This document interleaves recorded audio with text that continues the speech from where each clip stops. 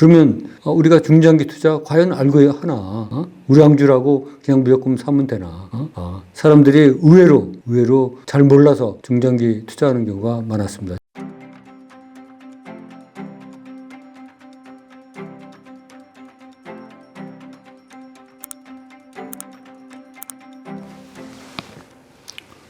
안녕하십니까 여러분. 종목왕 김정수 채널의 김정수입니다. 여러분의 경제적 자유 달성을 위해서 우리 종목왕 김정수 채널은 오늘도 열심히 달려보도록 하겠습니다. 오늘은 제가 우량주 장기 투자의 허상 또는 실체에 대해서 좀 말씀드리고자 합니다.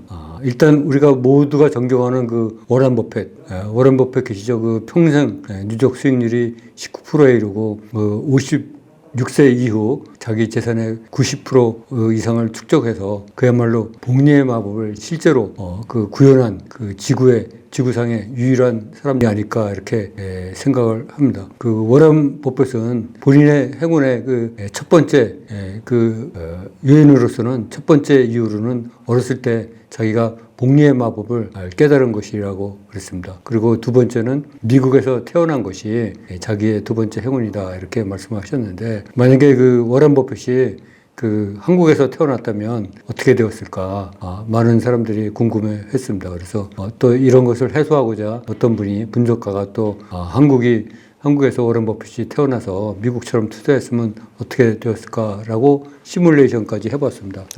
그러나 그 결과는 한국에서는 워런 버핏이 미국과 같은 성과를 내는 게 불가능했다. 이렇게 결론이 난 것으로 제가 알고 있습니다. 그러면은 미국이나 한국이나 이렇게 평생 워런 버핏이 11살부터 지금 90세가 넘으셨는데 80년 동안 이렇게 장기적으로 한 길을 걸으면서 복리의 마법을 구현한 분이 과연 몇 분이나 되실까? 아니, 또 전 세계적으로 몇 분이 되실까? 이게 굉장히 의문스러운 상황입니다. 그래서 워런 버핏이 한국에서 태어났어도 그런 좋은 결과를 얻을 수가 없었고, 또 그런 분이 된다는 것 자체가 굉장히 확률적으로 희박하다 이렇게 말씀을 드리도록 하겠습니다. 그리고 두 번째로는 저희가 이제 유명한 책이 있죠.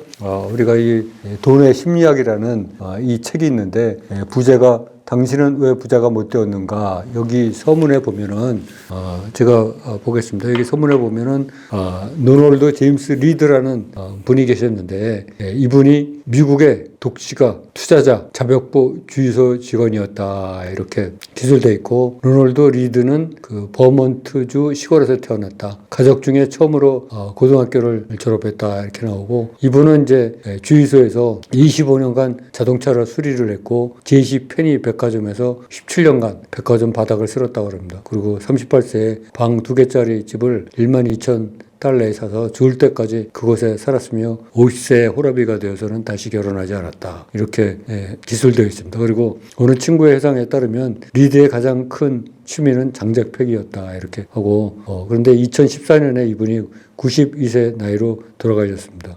그리고 나서 이 시골의 허름한 자벽보가 국제 뉴스의 헤드라인을 장식하게 되었습니다.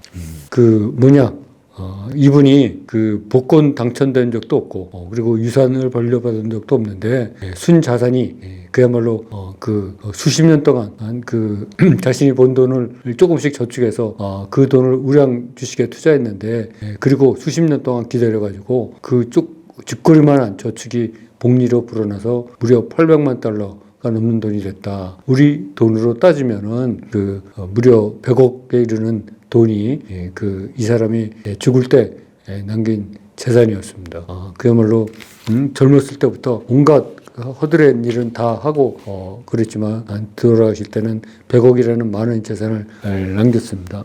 그러면은 이분과 같이 우리가 쥐꼬리만한 재산으로 계속 우리나라에서도 투자를 했다면 과연 가능했겠느냐 이런 생각이 듭니다. 그리고 한국 아마 불가능했을 거로 생각이 됩니다. 그리고 미국에서도 리드와 같이 저축하고 기다릴 수 있는 사람이 과연 몇 명이나 되었느냐. 그리고 그가 그동안 살아온 삶의 그런 영유한 생활을 보면 너무나도 비참했다. 쓸 것도 못 쓰고 입을 것 못 입고 그야말로 비루한 생활을 하면서 돈을 불린 거다. 결국에는 자기가 가진 돈 한 푼도 못 쓰고 그 돌아가신 꼴이 됐습니다. 그래서 우리는 우리의 현재 행복을 희생하지 않고도 돈을 불리는 방법을 찾아야 되겠다. 이렇게 제가 생각을 하고 있습니다. 아무리 돈이 좋아도 현재 그리고 또 죽을 때까지 이 리드처럼 그렇게 비루한 생활을 했어서는 그야말로 인생에 무엇을 위해서 사는 건지 우리가 잘 모를 것 같습니다. 그래서 우리는 이러한 현재 행복을 과다하게 희생하지 않고 돈을 불리는 방법을 찾아야 된다. 이렇게 다시 한번 말씀드리도록 하겠습니다. 그 미국에서도 리드와 같이 그 저축하고 기다릴 수 있는 사람이 아까 말씀드린 대로 과연 몇 명이나 되었겠냐는 우리가 아래와 같은 다음과 같은 사례로 또다시 우리가 확인을 할 수가 있겠습니다. 피터 린치의 마젤란 펀드 이야기인데요. 이 피터 린치는 월스트리트의 그 전설이죠. 그야말로 교과서에까지 나옵니다. 그 마젤란 펀드가 1977년에 2천만 달러로 이제 피터 린치가 인수했는데 1990년도 13년간 운영해서 무려 660배나 커지고 140억 달러의 규모로 커졌습니다. 펀드 매니저 재직 시 무려 1만 5천 개의 주식에 투자를 했고 투자 주주가 100만 명이 넘었습니다. 그리고 13년 동안 단 한 해도 손실을 보지 않았습니다. 13년간 누적 수익률이 무려 2,700%, 연 평균 투자 수익률이 29.2%에 이릅니다. 이런 그 경이적인 그 기록으로 미국에서도 증권 교과서에 실릴 정도로, 그리고 아직도 이것을 능가하는 펀드가 없다는 그런 전설적인 펀드인데 13년간 한 해도 손실이 없었고 또 연평균 투자 수익률이 29.2%였는데도 투자 주주가 또 100만 명이 넘었는데 그 마젤란 펀드의 피터 린치가 은퇴 후에 자기의 그 투자자들의 실상을 보고 깜짝 놀랐다 그럽니다. 왜냐? 투자자들의 반 이상이 자기 펀드에 투자한 투자자들의 반 이상이 손해를 봤다는 것입니다. 왜 그랬을까요? 그것은 바로 이 펀드, 이렇게 한 번도 1년에 14년 동안 한 해도 손실 본 적이 없는 펀드도 잘 될 때가 있고 못 될 때가 있어서 등락이 있었습니다. 그래서 사람들이 잘 될 때는 와르르 몰리고 또 좀 안 될 때는 잘못 샀나 그래갖고 또 와르르 팔고 사람들이 못 기다린 거죠. 그래서 높게 들어가고 못 기다려서 또 낮게 팔았어요. 이렇게 한 것을 반복하다 보니까 100만 명이나 되는 투자자들의 반 이상이 손해를 봤다는 것입니다. 그래서 한국이나 미국이나 투자자들은 다 그 조급한 것은 마찬가지다. 한국 사람만 조급한 게 아니다. 이렇게 말씀드리도록 하겠습니다. 그 조급은 전 세계적인 주식 투자자들의 아픈 구석인 것 같습니다. 그러면은 우리가 이 장기 우량주의제 중장기 투자, 장기 투자 이거 과연 할 만한가 한번 생각을 해봐야 될 것 같습니다. 우리가 중장기 투자를 하기 위해서는 기업의 가치 분석을 해야 되는데 그 어려운 가치 분석이 끝나고 난 다음에 이 문제점은 과연 적정 가격이 얼마였나 그것이 이 문제입니다. 무엇과 비교를 해야지 되고 아니 비교를 안 하더라도 절대적인 가치를 알 수가 있어야 되는데 그거를 알 수 있는 방법이 현실적으로 없다. 이렇게 생각이 듭니다. 그러면 우리가 중장기 투자 과연 알고 하나? 우량주라고 그냥 무조건 사면 되나?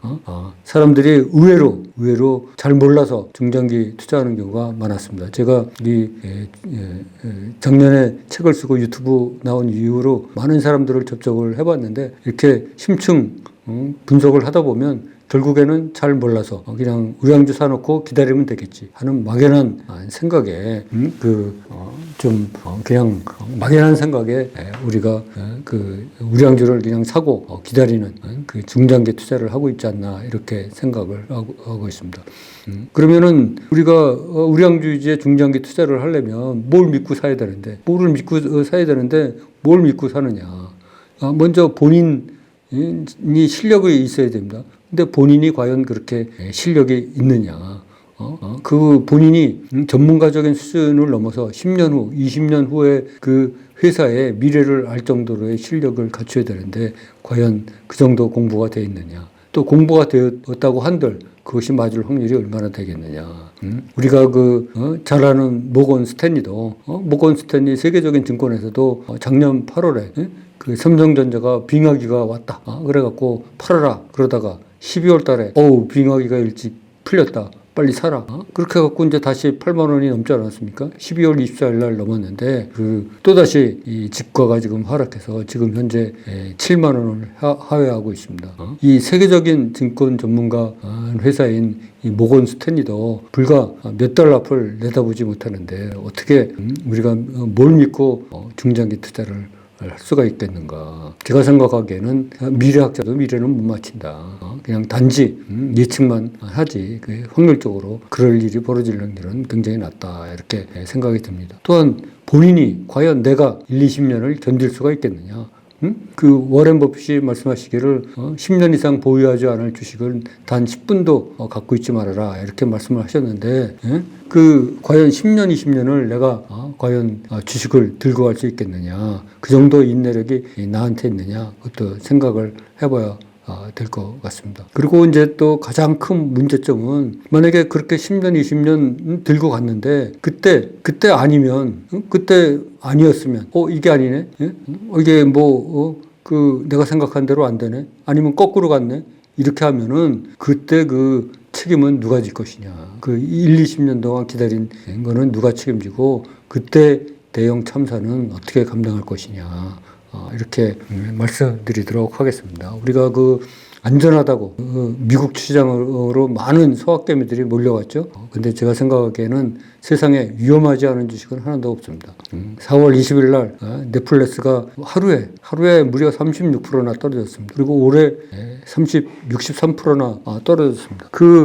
잘 나가다 미국의 기술주들도 그야말로 올해라는 거는 지금 만 4달도 안 됐습니다. 그 사이에 63%가 떨어졌어요. 물론 10년 후에 어떻게 될지는 모르죠. 그러나 너무 그냥 막연히 그 미래를 예측하고 중장기로 투자한다는 것은 굉장히 어렵다. 넷플릭스는 4월 21일 날 또 3% 이상 또 떨어졌습니다. 이 엄청난 하락세를 진짜 감당하기 힘들다. 이게 10년 잘 나가다가도 마지막 몇 달에 그냥 와르르 무너지는 경우도 많은 것 같습니다. 우리가 셀트리온을 봐도 지금 38만 원까지 올라갔던 주식이 지금 16만 원대로 떨어졌지 않습니까? 고점 대비 36% 떨어졌고 삼성전자도 작년 1월 11일에 96,800원 하던 게 지금 6만 8,000원, 9,000원대에 머무르고 있습니다. 아울러 금융주도 지난주주나 삼성증권이나 삼성화재 모두 재정이 탄탄한 금융주도 10년 전보다 가격이 떨어져 있고 한전 주식도 아울러 힘을 못 쓰고 있습니다. 국가기업인 한전 주식도 힘을 못 쓰고 있습니다. 그래서 모든 우량주들이 지금 생각같이 그렇게 잘 나가고 있지 않다. 우리가 10년이면 그래도 최소한 2배는 됐어야 되는데 복리 효과를 생각하고 또 원금을 인플레이션을 커버하려면 그 정도는 돼야 되는데 그렇게 우량주 믿고 투자하는 것만 쉽지 않다. 또한 아울러서 한국적 특별 상황을 보면 우리나라는 미국과 다르게 지수가 장기적으로 그렇게 우상향이 있지 않다. 미국은 세계적으로 특이한 나라다. 세계의 모든 돈이 미국 금융시장으로 몰리기 때문에 장기적으로 발전할 수밖에 없는데 우리나라는 지정학적 특성상 변두리에 있기 때문에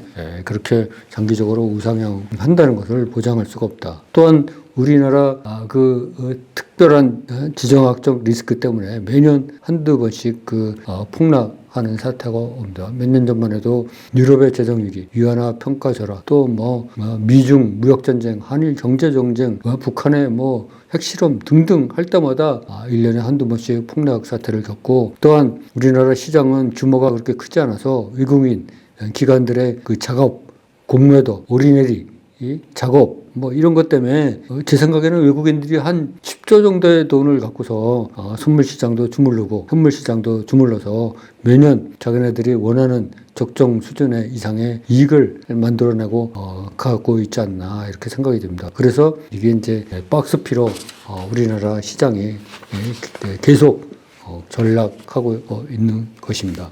그러면 우리가 이렇게 말만 할 게 아니고 그럼 한번 차트를 한번 보면서 더 얘기를 하면은 더 자명할 것 같다 이런 생각이 들어서 차트를 한번 시각적으로 알기 위해서 보도록 하겠습니다. LNF, JYP 엔터, 셀트리온 이런 거 다 지금 들어가면 10년 후에 과연 얼마가 될까?